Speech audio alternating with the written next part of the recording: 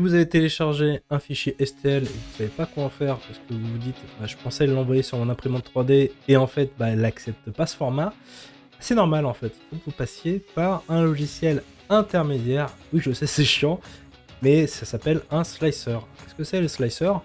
C'est un logiciel qui va récupérer, donc qui va ouvrir, vous allez importer votre STL dessus et vous allez pouvoir préparer votre fichier STL pour l'encoder pour votre machine. Donc chaque machine aura, on va dire, un code lui est propre, que ce soit une Frozen, soit une Elegoo ou autre marque.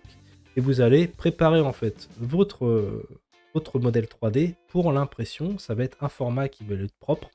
Et c'est pour ça que le slicer est là, c'est-à-dire qu'il va non seulement ouvrir votre modèle et créer ce nouveau code informatique, mais également vous allez pouvoir mettre des supports sur votre personnage, vous allez pouvoir définir les paramètres d'impression de votre imprimante. C'est pour ça que c'est pas juste un logiciel qui va vous faire le pont entre votre logiciel 3D de modélisation et votre imprimante 3D finale.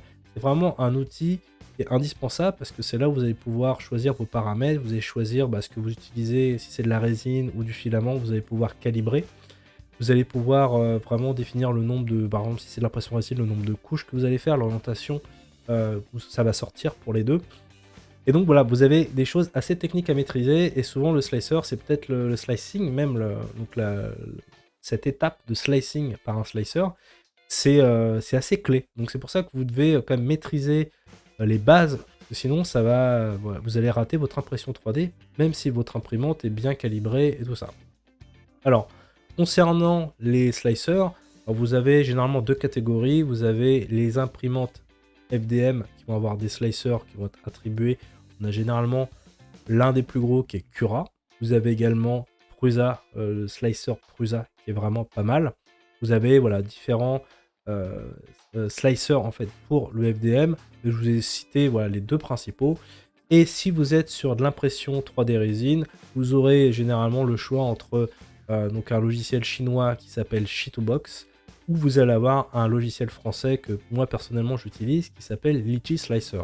Si vous souhaitez en savoir plus sur la préparation des pièces, notamment pour l'impression 3D résine, j'ai d'ailleurs fait une vidéo sur ce sujet. Cette vidéo c'était simplement pour vous expliquer, pour ceux qui ne savent pas, que le format STL ce n'est qu'un début d'impression 3D, il faut passer par un slicer pour ensuite avoir votre impression finale.